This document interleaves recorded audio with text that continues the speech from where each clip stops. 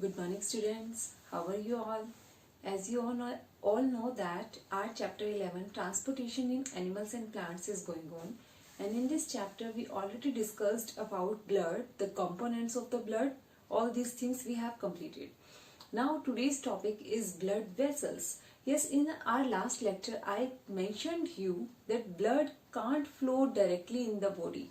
It has to be flow in a tube-like structures, or it is flowing in a tube-like structures or a pipe-like structures, which are known as blood vessels. So yes, today's topic is blood vessels. How many types of blood vessels are present in the body? So yes, basically 3 types of blood vessels are present in the body: arteries, veins, and capillaries. So yes, one by one we are going to discuss all these 3 blood vessels in detail. So first I am taking this artery. So yes, artery.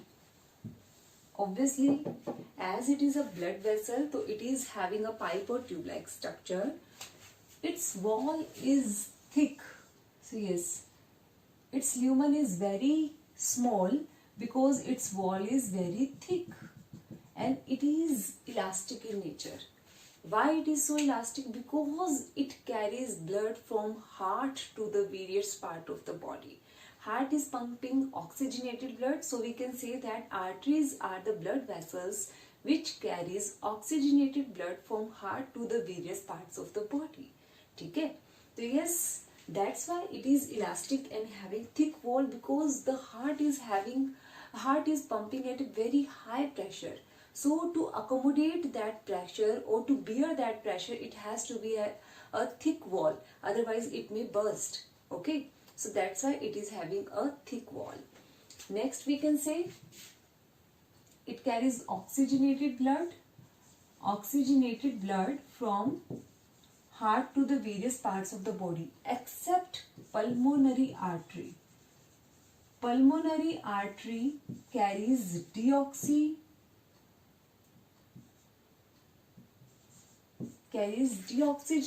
blood. Okay, so yes, oxygenated and deoxygenated I clearly explained in my previous video. Oxygenated means having oxygen in it, deoxygenated means having carbon dioxide in it. Okay, so yes, arteries carries oxygenated blood from heart to various parts of the body. Because of high pressure at which the heart is pumping, it is having the muscular and thick wall, and because of that it does not have valves. Valves are like this kind of structure. They are like these kind of structure. Like अगर pipe में इस तरह का कोई structure होगा तो back flow होगा तो वो नहीं आ पाएगा. हाँ, अगर एक डायरेक्शन में फ्लो होगा तो वो ओपन हो जाएंगी. So means they maintains unidirectional flow of a liquid. Valve का ये फंक्शन होता है कि वो यूनिडायरेक्शनल फ्लो करवाते हैं, क्योंकि वो ओपन ही एक जगह से हो सकती है. Yes, they can open in one direction only, they can't open backwards. नहीं ओपन हो सकती ना, वो ब्लॉक हो जाएंगी, लॉक हो जाएंगी. सो यस, लेकिन वो जो वाल्व होती है, वो जो स्ट्रक्चर्स होती है, these are absent in this. यहाँ पर एब्सेंट होती है because heart is already pumping at a very high speed, very high pressure. तो पीछे से अगर वो हार्ट ऊपर पंप कर रहा है तो उसका पीछे आना मुश्किल है, क्योंकि वो इतना ज्यादा प्रेशर से उसको धक्का दे रहा है, ब्लड को इतना ज्यादा फोर्स से उसको प्रेशर से उसको पंप कर रहा है कि वो बैक फ्लो नहीं होता है. That's why valves are absent in arteries. Okay, इसके अलावा अगर हम बात करते हैं तो आर्टरीज क्या होता है? Arteries are deeply seated in the blood, in the body. Arteries can't be seen with the naked eyes. अगर मैं देखने लगूं तो आर्टरीज नहीं दिखाई देती हैं, क्योंकि ये बॉडी के अंदर डीपली सीटेड होती हैं, अंदर तक सिचुएटेड होती हैं. ठीक है, so yes, this is about the first blood vessel, that is artery. Now move on to second blood vessels, that is veins. Veins are exactly opposite to arteries, as veins are those blood vessels which carries deoxygenated blood from various parts of the body to the heart. ये various parts of the body से deoxygenated blood यानी कि carbon dioxide rich blood को carry करती है और उसको heart तक लेकर आती है, ताकि उसको दोबारा कार्बन डाइऑक्साइड को लंग्स में रिलीज कर सके और ऑक्सीजन को लेकर दोबारा जा सके आर्टरी. ठीक है। तो बेसिकली एक प्रोसीजर होना चाहिए कि ऑक्सीजन रिच ब्लड जा सके जहां पर भी सेल में रिक्वायरमेंट है, और दूसरा प्रोसीजर होना चाहिए कार्बन डाइऑक्साइड रिच वापस हार्ट तक आ सके ताकि वो दोबारा क्लीन हो सके, ठीक है। तो basically it carries deoxygenated blood accept pulmonary vein. Pulmonary vein is the only when which contains या विच कैरीज ऑक्सीजनेटेड ब्लड। फिर अगर हम बात करें तो it is having thin walled, इसका जो वॉल है वो थिन होता है, पतला होता है, इसका ल्यूमन बहुत ज्यादा होता है, बीच का गैप जो है वो बहुत ज्यादा होता है। Y it is so? Because it carries the blood from all the parts of the body. सारे के सारे पार्ट्स में प्रेशर तो है ही नहीं, तो इसीलिए वहां पर उसको मतलब इलास्टिसिटी कम भी हो और पतली भी हो तो चल जाता है। So that's why it is thin walled and having comparatively less elasticity than artery. Next one is valves are present because it carries blood from various parts of the body. तो backflow हो सकता है क्योंकि pressure तो उसको मिल नहीं रहा है, तो वो जब कैरी करेगी, अगर नीचे वाले पार्ट से अगर मान लो लेग से ब्लड को कैरी कर आ रही है, हाथ से ब्लड को कैरी करके हार्ट तक लेके जा रही है, तो फिर वहां तो बैकफ्लो आराम से हो सकता है। So that's why to prevent the backflow of the blood, or we can say that to maintain the unidirectional flow of blood they are having valves. Okay, now इनकी पोजीशन क्या है? पोजीशन की अगर हम बात करते हैं, they are not deeply situated in the blood, in the body, sorry, so they are present मतलब just under the skin. आपको कभी भी इंजेक्शन लगता है तो कहाँ लगता है? आर्टरी में लगता है कि वेन में लगता है? आपके हिसाब से तो आर्टरी में लगना चाहिए। क्यों? Because it carries oxygenated blood, तो it will reach to the body very fast, बहुत इजीली लग जाएगा, बॉडी तक चला जाएगा, सेल्स तक चला जाएगा, जो भी हम मेडिसिन इंजेक्शन के थ्रू ले रहे हैं। तो लेकिन जो हमारा इंजेक्शन है वो वेन्स में लगता है, आर्टरीज में नहीं लगता है।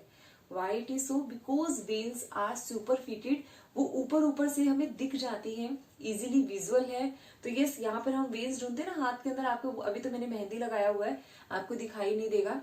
तो यस, जनरली हमारे यहाँ पर हाथ की इस पार्ट में हमें वेन्स देखो ग्रीन कलर की बहुत इजीली दिख जाती है, दीज आर वेन्स। हमारे हाथ की इस वाले पार्ट में बहुत इजीली वेन्स दिख जाती है, डॉक्टर्स यहीं पर इंजेक्शन लगाते हैं बिकॉज वेन्स आर सुपरफिटेड, वो ऊपर से मतलब बहुत कम डीपली फिटेड होती है, ऊपर ऊपर तक ही हमें दिख जाती है। तो उसमें इंजेक्शन लगाना, उसको ढूंढ पाना कंपैरेटिवली इजी है, इसलिए इंजेक्शंस वेन्स में लगते हैं, ठीक है। So yes, now we can discuss the differentiating points among arteries and veins, which is a very important question for board exams also. अगर हम 10th क्लास की बात करें तो ये क्वेश्चन बहुत ज्यादा पूछा जाता है। So yes, अगर हम differences की बात करें, first one is artery, direction of blood flow. Yes, direction of blood flow is from heart to the various parts of the body. Artery और veins का अगर मैं बात करूं, direction of the blood from various parts of the body to the heart. Second, type of blood. So yes, arteries carries oxygenated blood except pulmonary artery, but veins carries deoxygenated blood except pulmonary vein. फिर अगर हम बात करते हैं about the walls, they are having thick and elastic wall, they are having thin and non-elastic walls. non मतलब comparatively less elastic, बिल्कुल non elastic तो नहीं हो सकती है, लेकिन हाँ elasticity थोड़ी सी कम होती है। Valves are absent because of the pressure of the heart, it maintains unidirectional flow of the blood, and valves are present in the veins. veins में pressure की कमी की वजह से valves का presence होना जरूरी है। तो yes, their position, arteries are deeply fitted in the body but veins are superfitted, ठीक है। So these are the differences among arteries and veins. ये क्वेश्चन इंपॉर्टेंट है, एक बोर्ड एग्जाम में हर क्लासेस में आपके पास क्वेश्चन आता है कि why the injection is generally applied in veins not in arteries. तो उसका रीजन भी मैंने आपको बताया, because arteries are deeply fitted but veins are not so deeply fitted, so that's why we generally apply injections in veins. Now the third blood vessel is capillaries. Capillaries are the blood vessels which are having very fine network. So yes, it is having very thin wall. सबसे पतली अगर wall है तो वो है capillary की। Arteries breaks down to form capillaries. Capillaries combine together to form the vein. So basically we can say that capillaries are the connecting link between arteries and veins. This is, I drawn this with the red color, this with the blue color. Red color shows that oxygen is present in the blood, okay, and blue color shows that oxygen is not present, that means carbon dioxide is present in the blood. That does not mean कि the color of the blood becomes blue, नहीं, ये सिर्फ आपको distinction करता है कि oxygen, yes oxygen is present here, carbon dioxide is present here, ठीक है. So yes, arteries, as I told you, carries oxygen-rich blood, oxygenated blood. So from heart, so yes, when it carries oxygenated blood from heart, then it breaks down into thin capillaries, and these capillaries are so thin that it is present nearby the body cells. हमारी body cells के अंदर ही तो requirement है food की, requirement है oxygen की, क्योंकि उन्होंने ही काम करना है, तो वहां तक फूड ऑक्सीजन पहुंचना जरूरी है. So these capillaries are so thin involved that it can easily do the exchanges of food and oxygen. Obviously food and oxygen is present in the blood, and from this blood it enters into the body cell where it get consumed, and CO2 released by the body cell get entered into the capillaries itself. From all the parts of the body cells it enters the, arrows should be reversed. So yes, this arrow should be this and this should be this. Carbon dioxide enters into the capillaries. The network combines together to form a vein. As you know that veins are carrying deoxygenated blood, so that's why I have made it with the blue pen. So यहाँ पे देखते ही आपको पता लग जाता है, so many functions are performed by the different blood vessels. All are important. कोई भी नहीं होगा तो हमारी बॉडी की फंक्शनिंग प्रॉपर नहीं हो पाती है.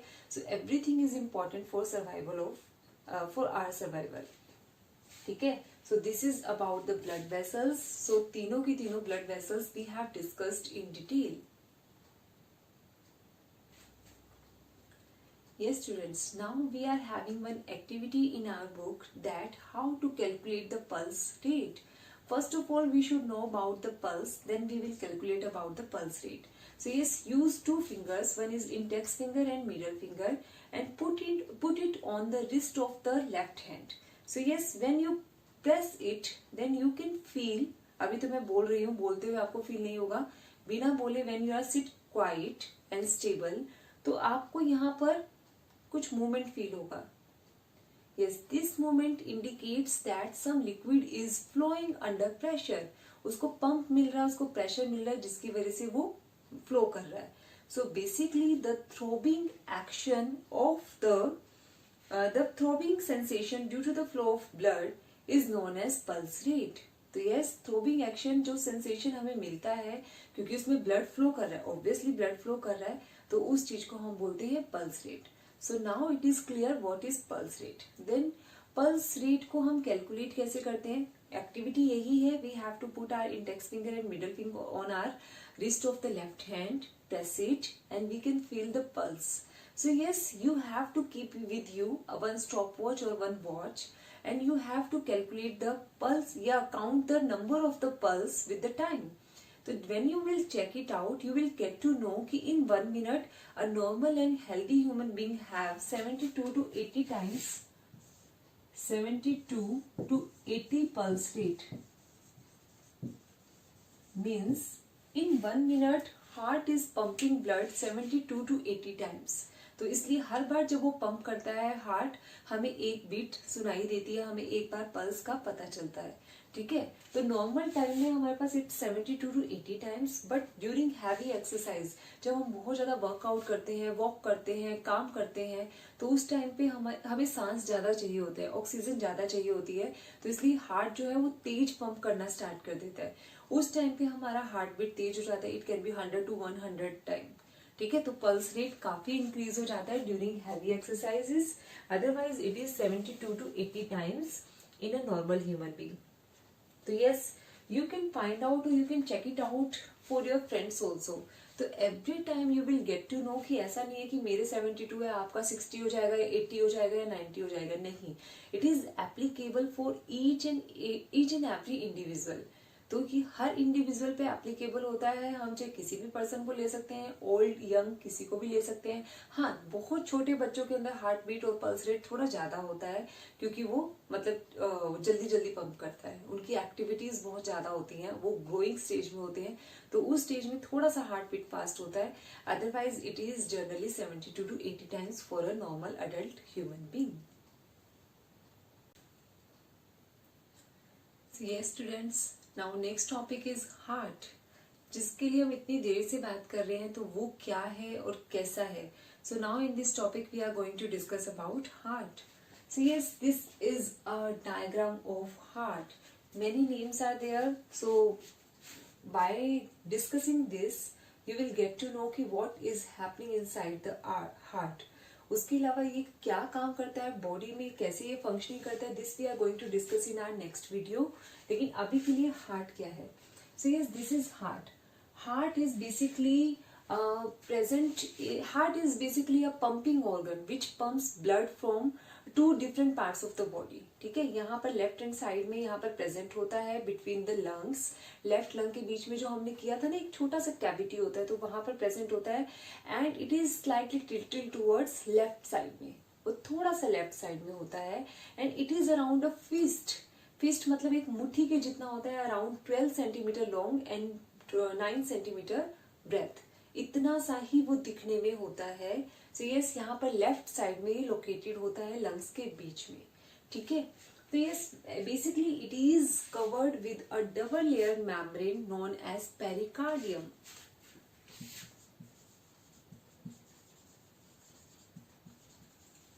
It is made up of 4 chambers or 4 compartments. 2 atrium. Atrium is singular. Atria is plural. Auricles also we can say. So yes, having 2 atrium and 2 ventricles. This is a front diagram. ये ऐसे दिख रहा है। तो yes, this is right, this is left.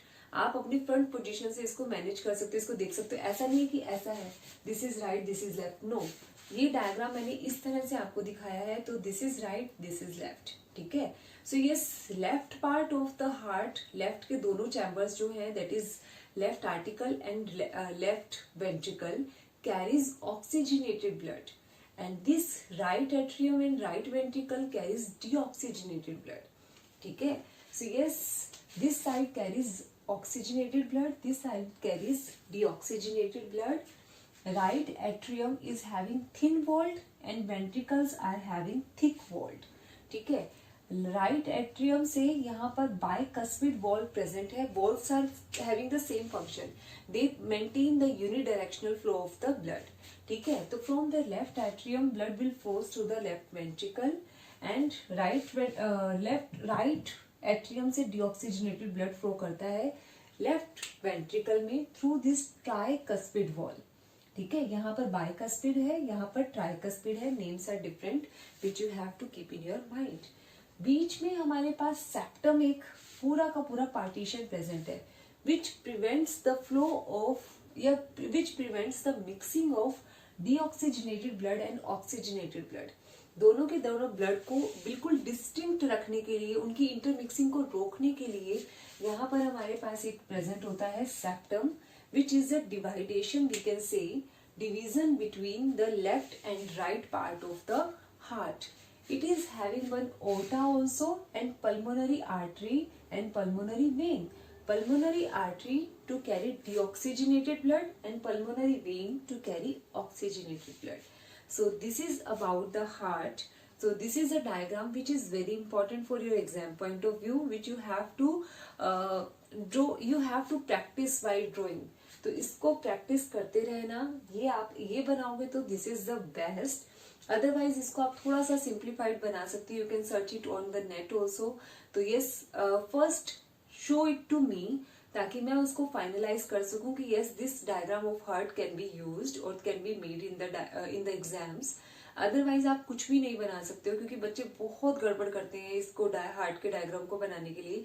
तो it should be proper, each and everything should be clearly mentioned in your diagram and labelling should be there. अगर labelling नहीं होगी, कितना भी अच्छा डायग्राम होगा, I am not going to give you even half a marks. ठीक है, half marks भी मैं नहीं दूंगी। So this is about the heart and this is about the video. I am going to send you one reference video also regarding these topics. So enjoy the video and I hope you enjoyed my video. So thank you so much.